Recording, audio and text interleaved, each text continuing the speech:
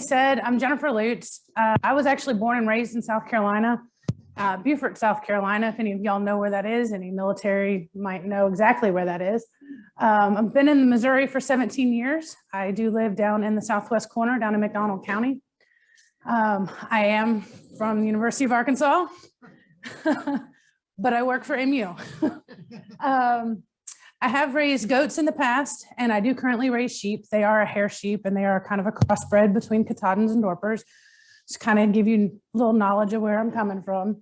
And I am married and have 3 mostly wonderful children. Any of y'all with kids understand what I'm saying there? So I'm gonna move through this quickly, okay? And if anybody at any time says, stop, wait, I will go back, all right?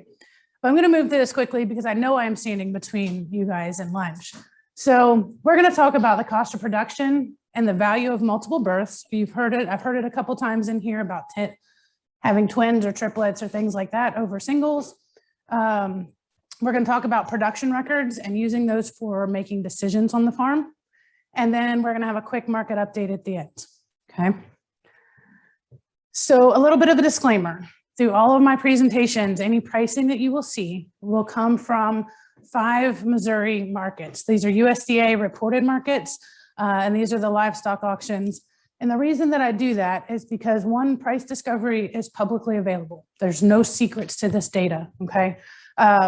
It's a consistent market that everybody has access to, and I generally consider these livestock auctions as a price floor, right? So what I mean by that is that if you are selling off the farm and you're not going through the livestock market, or if you're selling maybe at a farmer's market and you're not selling through an auction, then you should be pricing your products above whatever the auction is selling at, okay? That should be the price floor. It should be the lowest price that anybody receives. Anybody has access to these. If you go to mymarketnews.ams.usda.gov, you can get the USDA market reported sales for any USDA reported sale in the country. So cost of production and the value of multiple births. First and foremost, I'm curious, how many in here are sheep producers? Okay, and how many are goat producers? Okay, so we got a few more sheep producers. How many are both? Okay, we got a few of those too. All right. This is all set up for both, okay? You'll see goats, you'll see sheep. I encourage you to look at the one that makes sense to you. I will get tongue-tied. I will say ewes when I mean does. I will say lambs when I mean kids. Just know that it's equivalent, okay? So a couple of things. One more disclaimer is our cost of production. All of y'all have these in your packets. These are the goat and sheep planning and kitting budgets that I produce for the University of Missouri, okay? So these are actually the 2022s. They're hot off the press. They are updated with current prices. They are good for now. Prices change, market prices change, market situations change. If you try to take these and use these prices come April of next year, they're probably not so good without updating those prices, okay? But these were just done. They just went public last Thursday, I believe. So hot off the press. But I do pull my annual costs without labor, okay, in these next examples that we're going to go through from these budgets. So the sheep, the average sheep price to produce to carry 1 sheep, 1 ewe. All right, I'm going to start over. We're going to call this good. Okay, cost of production example. Through this example, we're going to look at how our multiples make sense, okay? Why they make sense, why we push for twins or triplets on our farms. Okay, and through this example, we have annual costs without labor on our ewes and does of $190 on our ewes, $195 on our does. Okay, that is coming from an average of these cost of production, the budgets that you have in your forms. These include feed, health, replacement, maintenance, all the costs that go into producing and keeping a ewe on the farm for the year. Okay, it also includes utilities, taxes and insurance, and depreciation. So I am an economist, okay? I can't take just the cost of production and the cash costs, right? We also have to have the farm, and that costs money. It may not be paying for it, but it still costs money, okay? And so I include all those things in these costs. What I do not include in these costs is labor. And the reason that I don't include the labor costs in there is because I am assuming that you are providing your own labor and that you are not paying somebody to do that labor for you, okay? And I'm also assuming that the labor is the profitable return to the farm, okay? So all else equal, the labor is the profit that we're getting. As we look through this example, okay, I'm going to keep the sheep on the left. I'm going to keep the goats on the right. There will be a couple of slides that will be just sheep and just goats, okay? But kind of what I want to show you is that if on our left side with the sheep, it costs us $100 a ewe, $190 a ewe to keep that ewe for the year, okay? If that ewe has one lamb, then we need that lamb to sell for $190 just to break even, okay? Now, if she has two lambs, then we need $95 per lamb to break even on that ewe. Now, that's not becoming profitable. That's just breaking even on her costs, all right? Same with the goats. You know, if the doe has one kid, then she needs $195. You know, that kid needs to bring us $195 to break even. As you can see, as we get to twins and triplets, that number goes down and it actually becomes a lot easier. I don't know how many of you can sell lambs for $190 a piece. I can't do it. So if you can do it, tell me how you do it. As we start taking this example a little further, okay? So we see that lamb, that's one lamb for the ewe to cover $190. If we divide that $190 by our weaning weight, whether it be 50, 60, or 70 pounds, you can see what we're looking at is our break-even price per pound, okay? So say we have a 50-pound lamb at weaning from one ewe, or from one lamb from one ewe. We need $3.80 a pound to make that lamb break even and to cover that ewe's cost for the year, okay? That's very hard to get in the market. Now, if we're selling outside of the livestock markets, maybe we can get there, but that's a stretch and it's really hard to get to. Okay, you can look as we go down, say we had twins, or you had twins, we needed to cover $95 a piece. That same 50-pound weaning animal needs now only $1.90 a pound at market to cover the ewe's cost for the year, okay? So we add in another piece down at the bottom here now. What you're seeing is our average prices from 5 Missouri livestock auctions for 2021 in those marketing months. Okay, so we have April, May, and June of 2021, 50-pound animals. Now this is going to be the choice and prime selection. You know, this is the top of the market. All right, so these are the best animals. That 50-pound animal that we needed $3.80 a pound on, we can look down. If we would have marketed that animal in April, May, or June of this year, we would have never received the price we needed to cover our used cost for the year, okay? Same with the goats. Goats get a little closer, but the same thing. If we have one baby, it's really difficult to cover that used cost for the year. Even as we gain weight, okay? Even as we gain weight on those weaned animals. So say we have one lamb from one ewe and that weighed 70 pounds at weaning, and I'm calling this a 90-day weaning, okay?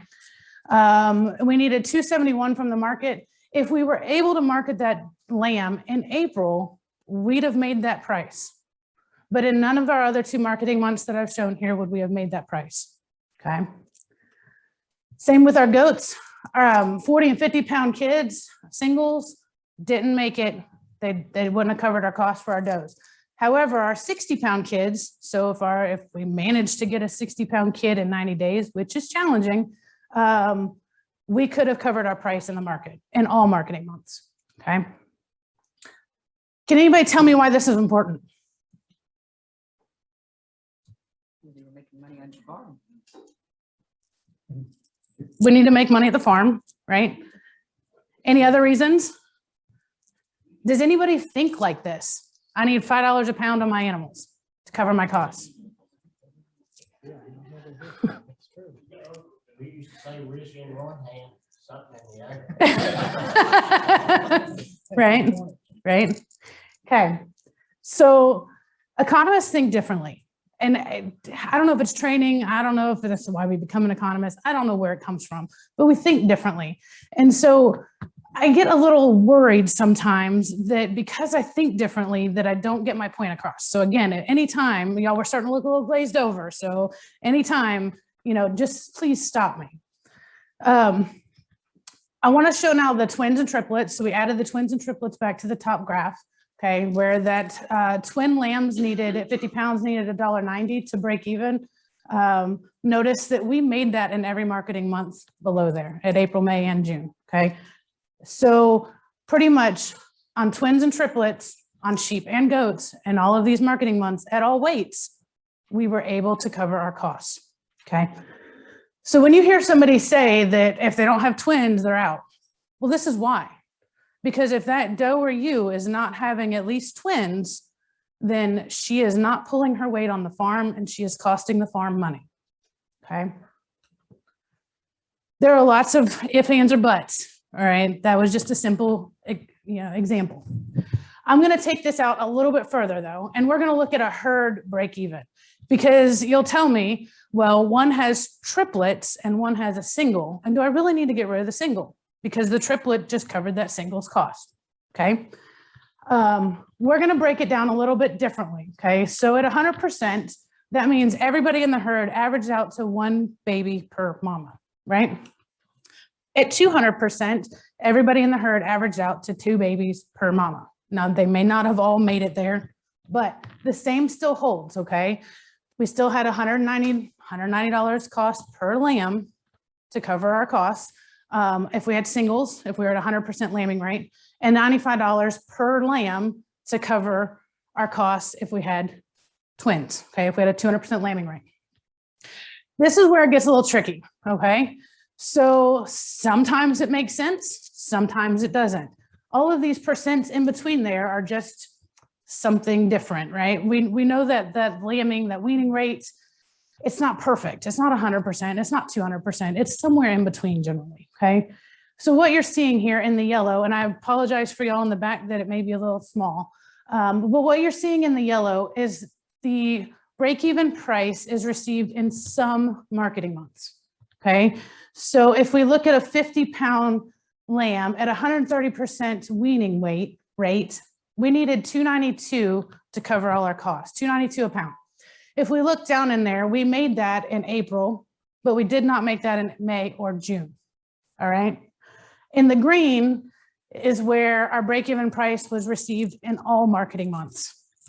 So kind of what you're seeing there is that the heavier these lambs are at weaning, and the higher our weaning rate, the more likely our farm is to break even and make a profit, okay? If we look over on the right side, this is the scenario of keeping these lambs 75 days past weaning, because you're gonna tell me, well, 90 days is too early. Okay, it might be. And so I did another one. So if we keep these animals 75 days past weaning, and we had an additional, say, $15 a head, all right, to keep those animals that long, it may or may not be, but I wanted to throw a dollar value to it. You can see how that now changes. So now where we were before at about 160% is where our 50 to 70 pound lambs all broke even. Now we're at about 130% weaning weight, and all of our animals break even, okay? At all of their different, notice I adjusted the marketing months. Rather than being April, May, and June, it's now June, July, and August. And rather than those lambs being 50, 60, 70 pounds, they're now 70, 80, and 90 pounds, okay? So the heavier we get our animals, the better we are to make money. And the higher our weaning rate, the better it is our farm can make money. So that was a sheep example. This is now the goat example. Goats are different, okay? Marketing for goats is very different. And so you can see on here that at about 150% weaning rate is where our 40 to 60 pound, 90-day kids break even and make money for the farm, okay? If we keep those animals 75 days past weaning and we adjust those weaning weights to 60, 70, and 80 pounds and adjust our marketing months to coincide with that, we can see that we only need about 120% kidding rate. So it adjusts quite dramatically with the goats. So some key takeaways: size matters, market timing matters, and we will get there. I promise we will get there. Multiple births, they very much matter on the farm. And then our enterprise costs. How many of you know what it costs you to produce one ewe, to keep one ewe or doe on your farm for the year? Anybody have any idea? Ken? Okay. Now, is that including your land costs and your opportunity costs and all those economic costs that us economists like to throw in there? So no, okay, got it. Those are cash costs. All right. Right. Yeah. Right. So that's your cash operating cost is what you're saying. Yeah. Okay. There are other costs that go into that, which is why my costs are higher than your costs. Okay. I'm glad to hear somebody knows though, because that's true. Because you're retaining and growing. Okay. Right. But then, you know, as we think about it in accounting and taxes, though, what you've retained is still value. Right. So I mean, you're right. This is at the marketable quantity. Goats are coming back down, but we're not there yet either. Some other key takeaways is that the meat goat market has higher prices than the sheep market. So it really, in our goat industry, we have more room for enterprises with higher costs, with smaller animals, and with lower weaning weights. There's more forgiveness in the goat industry, is what I'm telling you. In the sheep market, we generally have lower prices than the goat market, but this market really rewards producers with lower costs, with larger animals, and with higher weaning rates. Okay, and I don't mean just weaning rates, as in how many are weaned, but weaning weights, as in how much weight we're sending to the meat market, right? And I do apologize to some of my dairy producers that I've seen in here, because this is all going to be about meat. So, some major considerations are your costs, feed, replacement, medical. Anything we can do to bring those costs down will help profitability on the farm. Anything we can do to increase our income or revenue, including increasing our market weight, increasing the number of head, and really taking a look at our market timing, because it's really important, especially with sheep and goats. I will say the most profitable herd is the one that costs the least to raise on your farm, okay?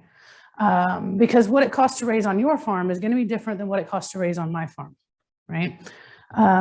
Having the right match of animals and forages is first and foremost important. You've heard Ken talk a lot about that. That's very important, because when we have the right match, then our costs all start decreasing, okay? Keeping production records, super important. Data nerd, you know, I like production records. I like records of all kinds. The more you keep, the more you find that you're like, dang, I got to do more stuff with this. Cull animals producing below the farm's average. We will get there too. I will teach you how to find out your farm's average and to find out who is performing above and below the average. So dams with singles and or poor growth, those are all automatic cullers in my mind, okay? Retain replacements from animals producing above the farm's average. Purchase sires with proven productivity, okay? So we have buck and ram tests across the country. Those are good examples.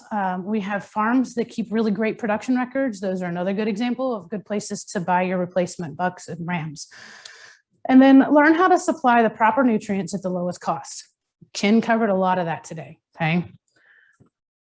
So the seasonality of your market, and this may be a little hard to see. At the top, what you're looking at is the seasonal price index for feeder lambs. And this, I do use San Angelo, Texas a lot for my national data, because again, price discovery is really easy and they have a lot of history and they sell a lot of animals. So this is a 10-year look back on seasonal price index for feeder lambs. These are the 60 to 90 pound lambs. And you can see that there's about a 20% price swing between the high in February and the low in August.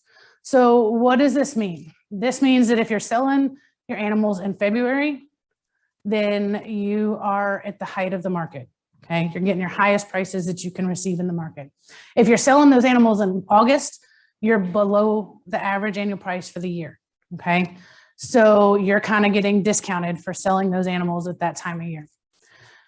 If you look at the one below that, that's the seasonal index for slaughter kids. So this is your selection 1 kids, it's 40 to 60 pounds out of Texas. This is a 5-year look back, not a 10-year look back.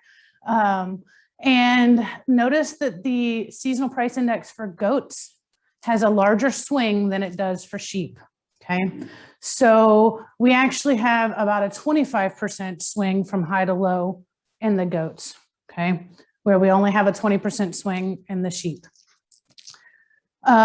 Goats are generally, the market high is actually April. We like to say it is the month before Easter, but our historical data all tells us that it really is April is on average our best month for goat sales. And then our low actually happens about September, okay? So learning the seasonality of your market. Goats and sheep are seasonal short day breeders. You do have a few breeds that will breed out of season, so don't butcher me on that. But generally speaking, they are born in winter and spring. We have offspring that are born in the winter and spring, and they breed fall, early winter. So seasonal market lows, highs tend to happen the exact opposite, right? When our animals are being born is when our seasonal highs happen in the market. And when we are trying to sell our animals because they have finally reached market weight, that tends to be when our seasonal lows are. So there are always trade-offs. I hear a lot of people talking about, well, I'll breed to lamb in the summer, right? And that way I can grow those animals and I'll be ready for that seasonal market. But there are always trade-offs in these things. You will hit the market highs. That's pretty much guaranteed. But we tend to see that there are lower pregnancy rates and lower weaning rates and lower weaning weights when we breed in the off season, okay? Those animals, that's not what they're meant for. That's not, we're pushing them hard and we're pushing them out of their comfort zone to do that. I'm not saying you can't do it and you can't be successful, because you can. However, it's more challenging. And so we tend to have less head and less weight going to market. We also, if we want a supplemental feed, and this is what I was trying to kind of echo with Ken earlier, is that, you know, we can supplemental feed and push these animals harder to get them to market faster, okay, to hit the seasonal highs. However, there's always higher costs associated with that, and there's lower profitability associated with that. But when you know your costs and you know your product, your profit margin, right, on these animals, then maybe there's some wiggle room. Maybe you're willing to take a little less profit to get these animals faster, or maybe it works out and the costs are less than the profit that you're going to get from hitting the market faster. Does that make sense? So if we didn't feed those animals and we sold them in August, then maybe we're less profitable than feeding them and getting them in June, okay? But until you know your costs, you can't find the answers to that for your farm. So I really love this picture of Savannah goats, because when we start talking about who we keep and who we cull, this is a great picture of who do we use, who do we keep and who do we cull? Can we see it? Anybody have any animal up there they would like to cull out of that group of goats? There's one small one there, yeah. This young lady here. There's a little thin, a little narrow. Yeah, skinny lady in the center. This one's my favorite back here, right?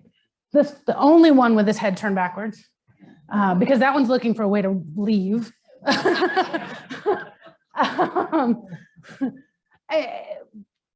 We could make all kinds of excuses for these animals. Maybe this small one in the front is a weanling, right? Maybe she's just entered the herd. Maybe the skinny one has just weaned animals. We don't know. We have a heavy bred one right next to her. It looks like she's about ready to pop. So we don't know where these animals are. We don't know what time of year it is for these animals. We don't know what conditions these animals have been under. We really don't know anything other than maybe the one in the back that's looking to escape. And when she goes, the whole herd's going to follow her. So we have a lot of reasons that we could cull animals, okay? This list is not all inclusive, but it is a start, right? So not reproducing, not weaning, poor conformation, physically unsound, poor health, internal parasites, foot rot, unthriftiness. So they just don't do well for whatever reason, right? Poor producer, poor mother ability, no multiples, behavior is a big one, and temperament. And last but not least, they're less profitable. So could you, anybody in here look at their animals and say that A is less profitable than B on their farm individually? Okay. And is that because they had singles? Is it an obvious reason? Harder to, yeah, harder to keep. They take more feed maybe? Well, they'll always have a problem with a foot. Okay, take more time. Yeah. That's definitely a less profitable animal. So the formal definition to cull is to reduce or control the size of a herd by removing weaker animals. Okay, that is a formal definition and I don't like it. So I changed it because I'm your presenter today and I get to do things like that. So my definition is to cull or control the size of a herd by removing lower performing animals. Okay, and I feel like that's more inclusive because that includes the weak animals, right? But that also includes something more than just the weak animals. So if we can emphasize reproduction, growth rate, carcass quality, and the ability to thrive in their environment, then we can improve productivity and profitability of the farm. Does anybody disagree with that? There's a lot of things that go into that, isn't there? Right? It feels oversimplified. So we're going to move over to production records. I've got about 20 minutes and I think we can get there. So when we start talking about production records, that is how we manage the farm. Yes, sir. Do you tag every one of your sheep and goats? Yes, every one of them. 200, you got more tags. Yes, every one of them. I don't have 200, but when I had 100, every one of them were tagged. Yes. So production records. In order to keep production records, there's lots of things we really need to think about, okay? Our health records and interventions, we record them all. Anything that we do to these animals, any vaccinations or medications we give them, anytime we trim hooves, we record it. FAMACHA scores, weight. How many of you have scales on your farm? Good, good. For those of you that don't have scales on your farm, invest in scales on your farm, okay? Mother ability, record that information. Birthing problems, receptiveness to new babies, number of born, number of weaned, growth rate of those babies, okay? How many of y'all jug your lambs? All of your lambs, jug all of your lambs, okay? I will tell you that if I have to jug a lamb, that animal is up for cull. That ewe is up for cull. I do not jug lambs. I will if I have to. I will. Bottle feed? No, okay, so jugging lambs is where when mom either goes to have the baby or has had the babies, we put them in a small pen so that that mother ability is kind of forced, right? And that's common practice for sheep production. But I will tell you, I don't do it. I will if I have a young ewe that is not being receptive to her lambs because I don't want to bottle feed those animals. So I will do that, but then that's a check mark against her for culling, okay? Mother ability is important and we can't fake it. Behavior, escape artists. I was telling Linda earlier, one of my favorite little goats, and I say little, she wasn't little, but her name was Pest because every time you went in the field, she was right here, right? Because she pestered you all the time. She raised great babies. She was the first one to the barn. Anytime the door opened, she was there. She was also a bottle baby in her early years, okay? She was about 5 years old and I come home from work one day and there's like 5 goats out in the road out of a group of about 100, okay? I'm like, what? I don't know. All right, so we put them away and I go to work the next day and I come home and there's like 10 goats out in the road. And I'm like, what in the world? And I go check fences and there's nothing obvious. I put the goats back. And the next day I come home and the whole herd is in the middle of the road. And thankfully we live on a back farm road, so it's not a huge deal, but it's still, I mean, it's still a deal, right? So we get them at Saturday comes along. I'm like, I'm going to follow you guys. So I kind of trail behind them, seeing what's going on. Pest goes over to the fence. We have a 3.5-foot woven wire with 3-stranded barb above it with fence stays, okay? And she is standing on the top of the woven wire, holding it down for the whole herd to jump through the fence. Like, you've got to be kidding me.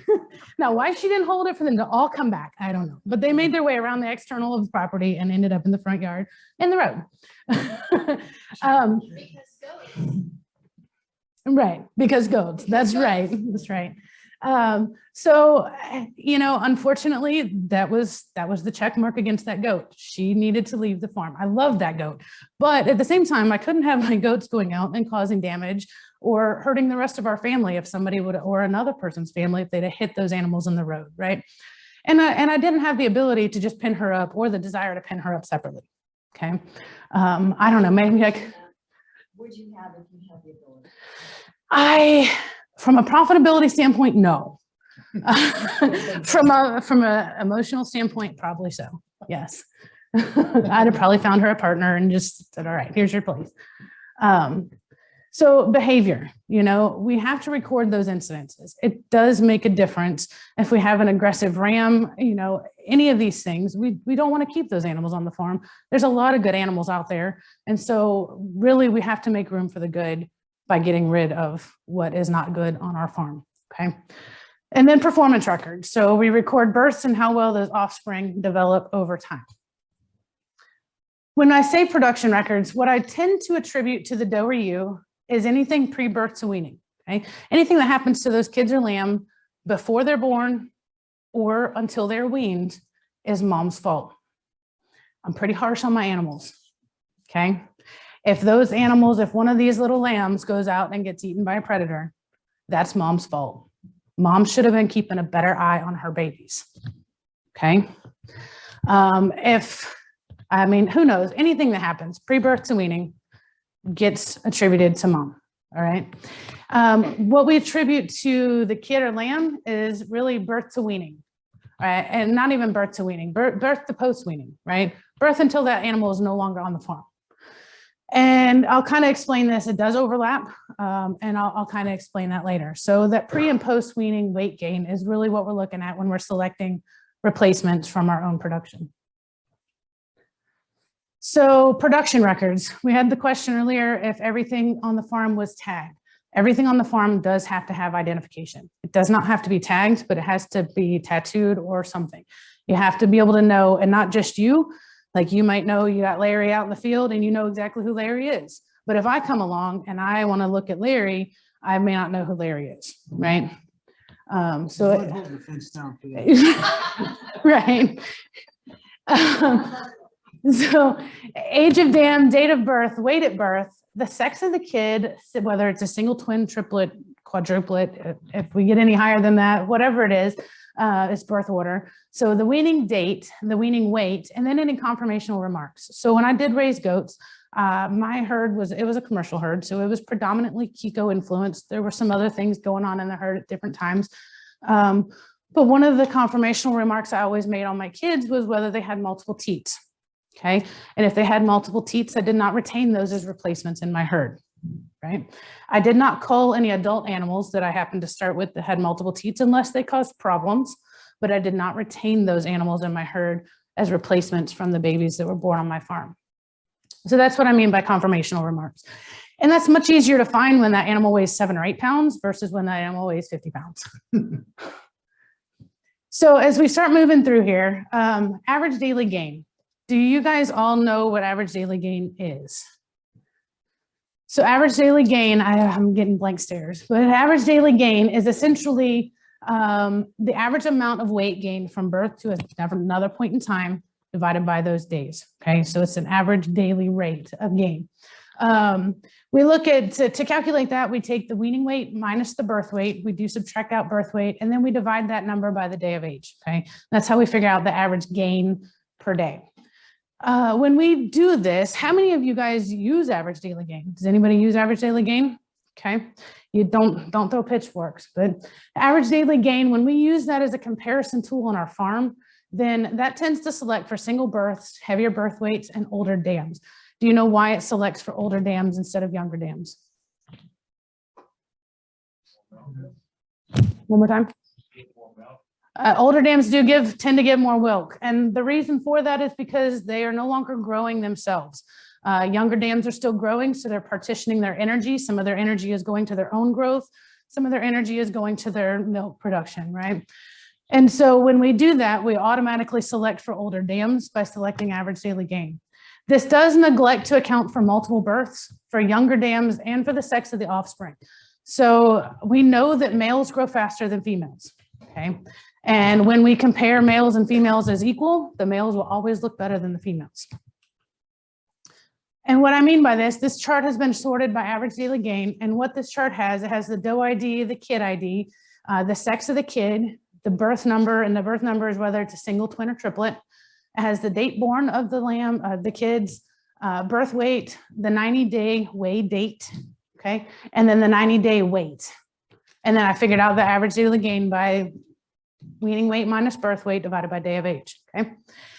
And so you can see there are top 2 kids on this. They both happen to be females, but they both happen to be singles, right? And this is actual data, by the way. This is not made up. This is actual data.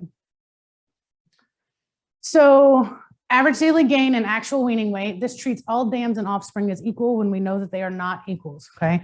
So what we can do is we can use some adjusted or corrected weaning weights, and this will adjust for the dam age, the number weaned, and the sex of the kid. When we have both breed specific and generic adjustments or corrections, okay? Whether it's sheep or goat, they call it adjustments or corrections, and it goes back and forth. It's kind of like kids and lambs, it's a pain in the butt. But what you're seeing on here are 2 generic ones. On the left, you have the correction values for 90-day meat goat kids. This does come out of Virginia Tech. On the right, you have the adjustment factors that come out of the sheep production handbook, okay? So these are for meat sheep. Some breeds do have it. I believe the Katahdin breed on your sheep actually have some adjustment or correction factors for that are breed specific. What you're looking at though is on the left on the kid one, if you had 1 born and 1 weaned, then we have a value of 1, our adjustment factor of 1. And what happens when you multiply anything times 1?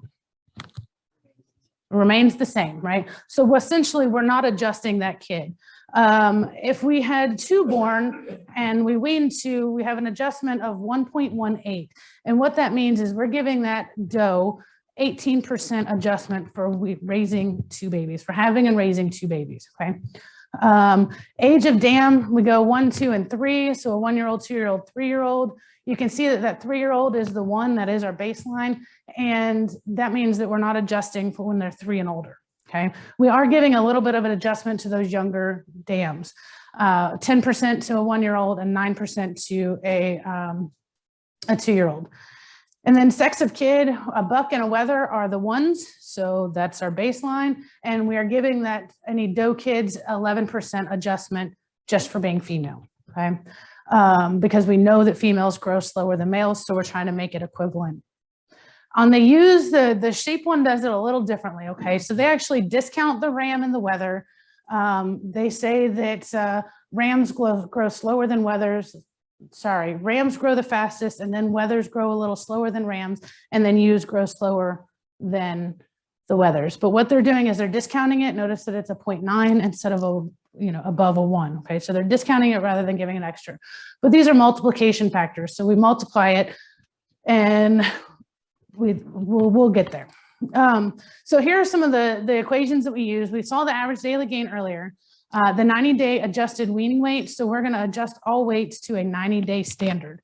So if they happen to be 95 days old, we're going to adjust them back to a 90-day standard, okay? So we do that by taking their average daily gain, multiplying it by 90 days, and then adding the birth weight back, all right? And then we have the adjusted weaning weight. So we'll take that 90-day weaning weight, that adjusted 90-day weaning weight, and multiply by the adjustments that we saw previously. So as we move through that, notice that I've added the adjustments to this chart. This is the same chart that you saw before with the average daily gain. But now we've added the adjustments to the charts. We've adjusted for the litter size, whether they're single, twin, or triplet, the age of the dam, and the sex of the kid. And notice that the circled ones, those 2 single females, they actually move down the chart now, okay? Because we've adjusted for some of these other things. And doe number 2 happens to be a 2-year-old doe with twins. And according to this graph now, she outperformed some mature animals, okay? So while her kids didn't put the actual weight on, When we take all these other factors into consideration, she's doing better than some of these other animals, okay? So when we start looking at this, who do we keep and who do we cull? Used to drive my husband nuts because I'm a data nerd and I would do all of this work in the house because I had this data in the house. And then we would go out to the pens and he'd say, oh, but spots. I'm like, spots is below the line. And what I'm getting at is it's kind of hard to see here who we keep and who we cull. We know who the top are, we know who the bottom are, right? But what we can do is we can turn this into an index, okay? So we take the average weaning weight, the adjusted weaning weight, and we divide it by the average adjusted weaning weight of the herd. So essentially what I did is I took all these numbers and I found the average, and then I divided each one by that average, okay? So what that does is that says that this was the average weight of the herd, okay? Average adjusted weight of the herd, 49.8 pounds. Anything above that is bringing the herd average up. Anything below that is bringing the herd average down, okay? That makes a nice clean line in the sand to say, who do we keep, who do we cull? Goodbye spot. You know, and maybe we do, maybe we don't. So doe number 5 and doe number 4, they only had singles. They're above the line, but they only had singles, right? And so it starts getting a little fuzzy at times, right? So first and foremost, we have to get rid of anything that doesn't have correct conformation, right? Because if they don't have correct conformation, they're out. The index score, where we draw that line in the sand becomes a farm level decision. Maybe we're growing our herd. Maybe we need to keep those ones at the bottom, right, this year. And maybe we need to make another consideration next year when our herd's a little bigger. Hide color. Is it important for meat production? For goats and sheep, is it important for meat production? Maybe. So we know on our goats that our red-headed animals tend to bring a little higher price at market. But when we sit down and actually put the cost of production to those red-headed animals, especially if they happen to be show animals in their early part of their life, that may or may not have farm profitable impacts. Okay, so what I mean by that is even if we get a 10% bonus at market for a single animal on a weight, if that animal is not really truly pulling its weight at home, then it doesn't matter, right? If I can sell 5 kids at a 10-cent deduction versus 2 kids at a 10-cent premium, my 5 kids are going to win out. Okay, so I personally, I don't choose color over production. So now we know who to keep and who to cull, right? Or we at least have a better idea. We still have some hard decisions to make, but we at least have a better idea, except for the one in the back. I'm telling you, it looks a little sketchy. So comparing dams, all of that previously was about comparing kids or lambs, okay? You can use these for either. Comparing dams, we want to take that same thing, that adjusted total weaning weight, but now we're going to look at the dam production efficiency. So in other words, we're going to put an index together on how good the dams are producing. That's my cue back there. So our goal is that we want dams to wean at least 100% of their body weight at weaning. Okay, so we're going to weigh them when they've weaned their lambs at weaning. We're going to weigh moms and see what their actual weight is, their body weight is. And we want them to wean at least 100% of their body weight. Okay, so we take that average total weaning weight. So we've taken all the weaning weights, the adjusted weaning weights, and then we divided it by doe weight. And so we can see on here, only 2 of our does met our goals. One was that really young doe. And then the rest of them didn't really meet our goals, but we have some really outstanding ones down here. They didn't even wean half of their body weight. So when I start thinking about who to keep and who to cull, I'm going to start pulling from the bottom of this list. And remember, doe 4 and doe 5 were also the ones that produced our singles. That's why they didn't wean as much, right? You don't Excel, is that what you're using? I do use Excel. Okay. So market update, there's about 10 slides here, okay? So 2020, kid prices, these are your selection ones, slaughter kids and yearlings, selection ones 40 to 60 pounds at San Angelo, Texas.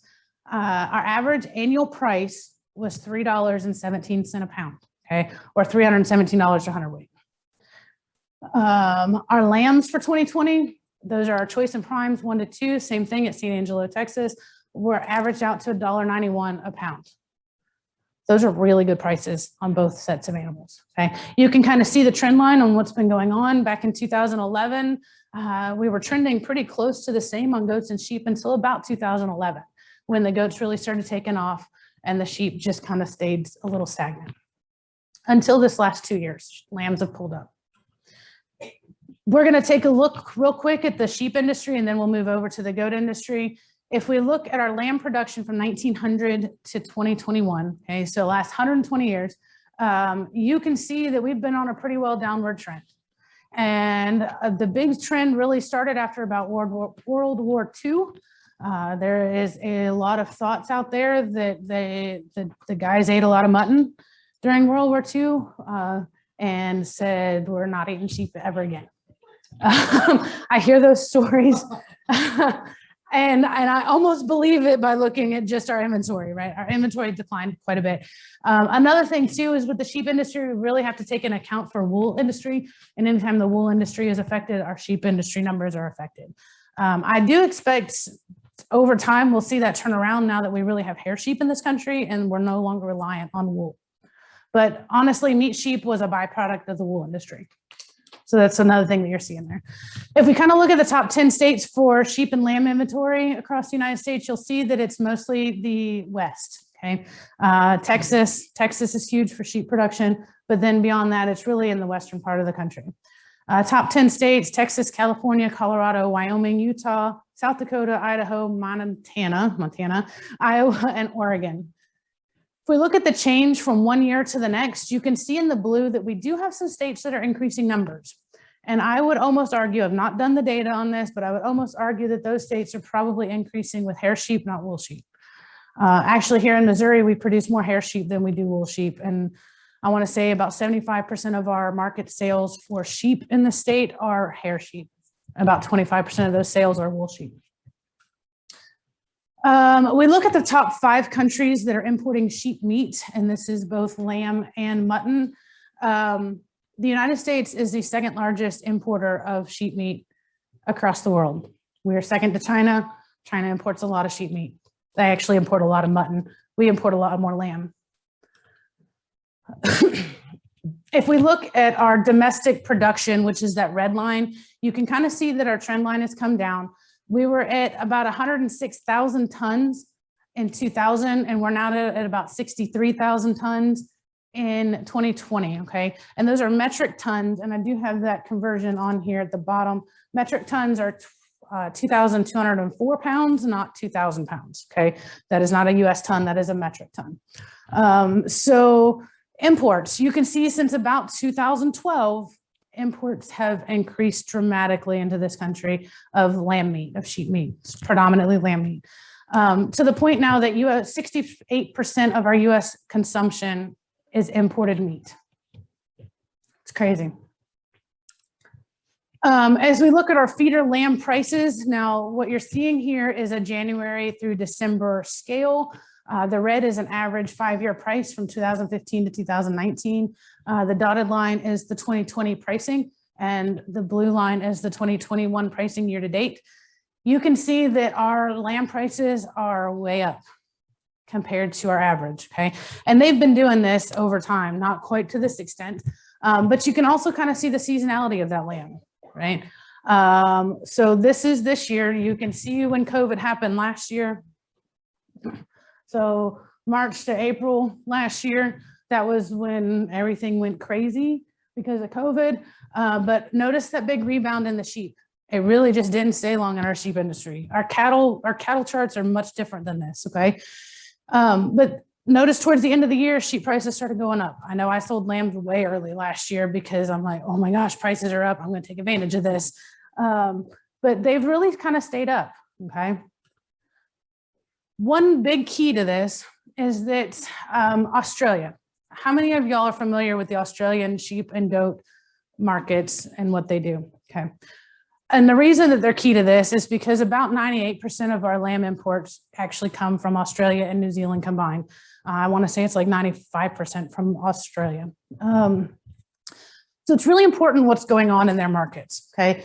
With sheep, they have been in a growth period. They've been in a herd growth period for the last year or so because Australia had major drought. They had lots of fires over the last few years. And so they had sold just everything they could, got down to the bare bones, and now they're really in a rebuilding phase, okay? They're rebuilding their herds, which is why our prices are so good right now, because imports are slightly down and demand is still here in the country. So that's why our prices are up, because they're kind of holding their own. They have, however, just started and are planning for record production in 2022, okay? Now, they do have a few other export markets that have come on board. However, the United States is their largest export market, and they pay a lot of attention to our markets over here, probably more attention than we pay to our own markets over here, because most of their sheep exports do come here. So what I want to kind of get to is that while sheep prices really look good on that last graph that I just showed you, I do not anticipate them to stay up, okay? Australia is rebuilding and they're getting ready, they're getting geared up for record lamb production in 2022. And that will affect our markets. Goat inventory. We don't have a history on goat inventory. USDA, if there's anything you can do if you raise goats, call your senator and I beg USDA to start reporting on goats like they do on sheep. That'd be great. It'd be much easier to find information. The goat inventory. So 2003 to 2021, you can see that we did have a peak in about 2008 and then we started coming down. But otherwise, the goat inventory has been fairly steady. As we look at goat production, it really happens more to the southeast, the Midwest, southeast part of the United States. Texas, of course, being #1 producer of goats, followed by Tennessee, California, Oklahoma, Missouri, Georgia, Kentucky, Florida, Alabama, and North Carolina. If we look at those change in numbers, you can kind of see where those are happening. We lost 2.2 thousand head. So it was only like, 2,000 head from the year before. So top 5 country imports, the United States is #1 this year. Well, 2019, which is the most recent data. We do switch places sometimes with the United Arab Emirates, but we're always 1 or 2. We are one of the largest importers of goat meat in the world. Blows my mind. And you can see that, you know, next to Saudi Arabia, China, and then, well, Taiwan and Oman, then we import a lot more than anybody else. So U.S. goat meat production has stayed rather flat.